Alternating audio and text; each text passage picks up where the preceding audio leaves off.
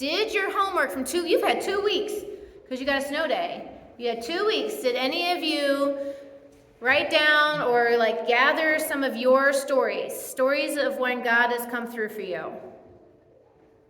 Anyone? You guys are all getting F's. All right, fine. All right. You know, I love stories. Jesus loves stories, obviously, because he told them all the time. If you look at the way Jesus taught, he taught through stories. And when he didn't tell stories, he gave people stories to tell, right? Like, I sometimes wonder, like, what happened to some of those people after? Like, all the stories we read in the Bible, what happened to those people afterwards? You know, like, I call him Matt. The guy who was on the mat and they, like, broke through the roof and lowered him down and got healed. Like, what happened to that guy after that? Or like Lazarus, like, once he was raised from the dead. Can you imagine being at a party with Lazarus? And everyone's telling stories as Lazarus is like, hold on, guys, I got one for you. There's this time I was dead and in the grave, and then Jesus raised me from the dead, like, mic drop. Like, nobody's telling a story after that guy tells that story. Okay, it'd be like when you're at dinner with John Glenn. He's like, everyone's telling stories. He's like, let me tell you about the story about the time I was on the moon. And everyone's like, I got nothing now. But I sometimes wonder, like, what happened to those people that we hear about in the books? What happened to them afterwards? And we don't have they're not in the, most of the stories are not in the Bible. But I recently came across the woman at the well, her story.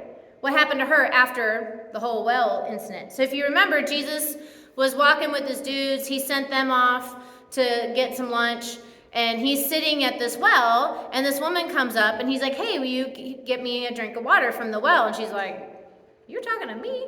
And he's like, yeah. So they get to talking, and he says something like, well, you can go home. He says something about your husband, and she's like, well, he's like, yeah, I know you've had 5 husbands. She's like, what? How did you know that?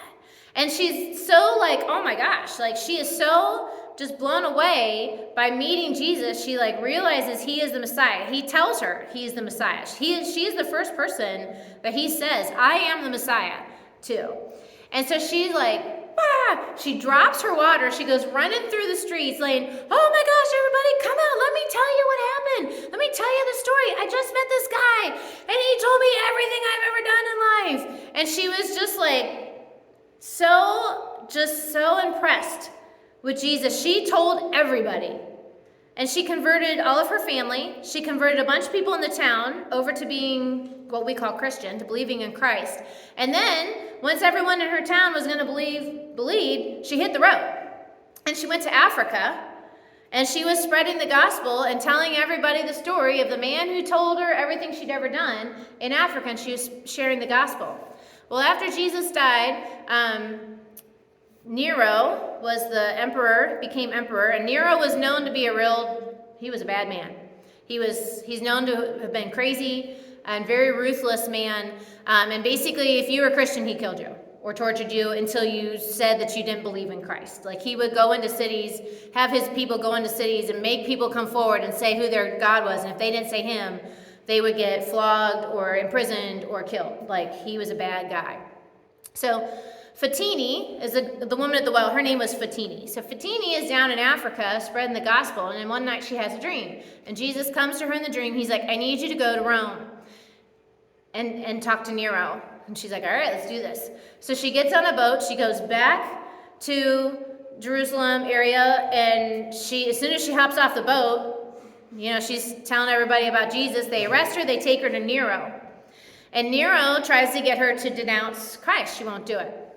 So for 3 hours, they beat her hands with rods. Guys, take turns beating. That was her punishment. 3 hours of being beaten with rods on her hands. And the whole time she's being beaten, she keeps reciting Psalm 118, God is my help. No matter what anyone does to me, I shall not be afraid. What can mortals do to me? If you go further in that psalm, she's like, God is my help. I will not be afraid. And basically, I'm going to look you in the eye as you're beating me, and I ain't scared of you. That's what the next verse says. Like, I will defiantly look at my enemy in the eye. And so that's what she recited for 3 hours as she was being beaten. At the end of 3 hours, there was no harm done to her hands. Her hands were completely fine. And Nero was mad. And he's like, what the? I mean, Romans are supposed to be known for their torture. How does his torture not work? So he's like, all right, she's a woman. I know the way. I know how to get her to switch. So he gets his daughter and her group of girls, and he gets all these really extravagant dresses and jewelry and food and all this stuff. And Photini goes in there. He gets his daughter Dominia. He's like, hey, get her to take these clothes and denounce Christ and offer her all these clothes and jewelry. So she goes in there. Not only does she not take the clothes and not denounce Christ, but she converts Dominia and all of her ladies in waiting to be Christians. So then Nero's really mad because he's like, what? So next, he tries to poison them. That doesn't work. He throws them in a furnace, and just like with Daniel and his company, they go in the furnace and they come out unscathed. He tries for 3 years. He keeps them and detains them for 3 years. He tries all kinds of torture and beatings, and never do they renounce Christ. Not only do they not renounce Christ, but they convert a bunch of the prison guards and the other prisoners to being Christians. So the whole time Nero's holding them and trying to get them to denounce Christ, they are converting his whole household into being Christian, which I just think is hilarious. So finally, Nero has had enough. And he beheads everyone in her party, all of her friends, except for Photini. He cuts her legs off, and he puts her in a well. And so now she's sad not because she lost her legs, but because she didn't get to die and be a martyr. All of her friends got to die and be martyrs. And she's like, I did all this torture, and I still don't get to die for Christ. So she kind of says to Christ, God, I came here to die for you, and I don't even get to do that. So it says that then Christ took her up into heaven. So I think, how did Photini do that? Back then, women didn't get to go to seminary. She probably didn't even know I don't know, but she probably didn't even know how to read and write. They didn't teach women how to read and write. Unless someone in her family taught her, she might not have even known how to do that. So how does a woman who doesn't have the Bible, all this Bible knowledge, because the Bible wasn't written, how does she convert all these people into knowing and believing in Christ? And the only thing I could come up with was she was an excellent storyteller. She must have been so good at telling her story that people believed her even though it wasn't logical. What she was telling them was not logical. For a man to die and raise from the dead is not logical. It makes no sense. See, stories make a difference with people. When I was a health teacher, I realized that trying to give kids facts about drugs did not work. But you give them a really good story about someone whose family was affected by drugs, that made a difference to my kids. And you know what's crazy? We read the Bible and there's all these miracles in the Bible. But that's still happening. If I were to tell people a miracle that happens in the Bible, if they're not already Christian, they're going to be like, I don't know, whatever you want to believe about your old religion, whatever. That's not going to hold sway with them. If I say, let me tell you a story about a guy who was paralyzed at a well and Jesus came by and he healed him, they're going to be like, all right, whatever.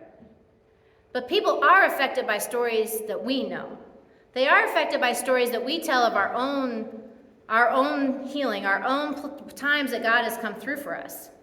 And God is still doing miracles. Miracles aren't something reserved for 2,000 years ago. Miracles are still happening today. Miracles of healing, miracles of provision, miracles of even people being raised from the dead are still happening today. So I have 3, because I don't personally have one. You guys have all heard all my stories. And I don't have one that's quite as hard-hitting as this. So I've got 3 short little stories of miracles for you guys. I found I searched the web and got the shortest ones. I figured this is what Photini said. Pray for me also, that wherever I speak, words might be given to me so I may fearlessly make the mystery of the gospel known. This is what I think Photini must have prayed all the time. Side note, sorry. There we go. I love that God can cancel debts, physical debts, actual money. I mean, she didn't say that she applied for anything. She just got that letter in the mail. My friend, he didn't apply for anything. He just got that in the mail. How amazing would that be to have overwhelming debt and just pray and give that, she said she had it in an envelope and she just kept saying, God is yours, pay this off. And God came through with $11,000. You guys, God can do so many things, and we limit him when we don't believe in what he can do. Stories matter. All these people told their stories on YouTube because stories make a difference. Stories increase our faith. Stories share the gospel of what God can do now, today. We need to become good storytellers. If we want to share the gospel, we don't do that with facts. I mean, we can try, but people won't listen to us. Just like those kids, when I try to tell them to stop smoking pot, they're like, well, my granddaddy's been smoking since he was 12 years old, and he's fine. People will find logic to come at you. But if you have a story, they can't combat that. Your stories affect them, even if they don't make a change right away, but if they hear more and more stories like that, they're going to start to believe that that can happen. So we've got to become good storytellers. And we don't all have stories like this. We don't all have stories of $11,000 of debt forgiven. We don't all have stories of people raised from the dead. And we don't all have stories of people like having cancer completely wiped out. But we each have little stories. We each have little stories of times God has come through for us. Or we know someone who's got a really great story. And the trick for us is to, as we're out in the community, as we're out at work and with our family and we're at a ball game or wherever we are, the trick is that we need to listen to what people are saying and say, and think about, oh, I've got a story that goes with that. Like, I've got a story, you're dealing with cancer. I've got a story of someone who beat cancer because they prayed. And you don't want to tell them the wrong story. Like if I'm talking to a rich man and I tell him this canceled debt story, he's gonna be like, I don't care about that. I make my own money. I don't need God for that. But then he tells me a story of his wife who has cancer. Now I tell him the cancer story. So we should be collecting in our brains. I did this as a teacher all the time. This was my shtick when I was actively teaching, is I had all these stories. To go with every lesson I taught, I had stories. And the kids remember them.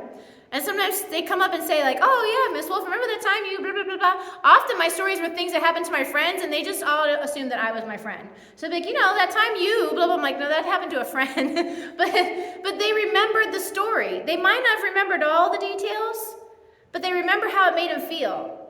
They remember the moral of the story. So our job as Christians is to tell stories of what Christ has done for us. That's how we're going to spread the gospel. Jesus spread the gospel by telling stories that taught, and he spread the gospel by giving people stories to tell. Jesus gave Photini a story to tell. He didn't just teach her a lesson and she was like, oh, that's a good little thing to remember. He gave her a story to tell. And he's given all of us stories to tell. And he will put us in positions with people so that we can tell those stories. And when we're down, you guys know I am waiting on a husband, and I believe in my heart that God has made a promise for that. And I might think it'd be easy to be like, well, this is one that God's not going to come through. But I have a friend who also went through the same thing as me, and she's now married with 2 kids.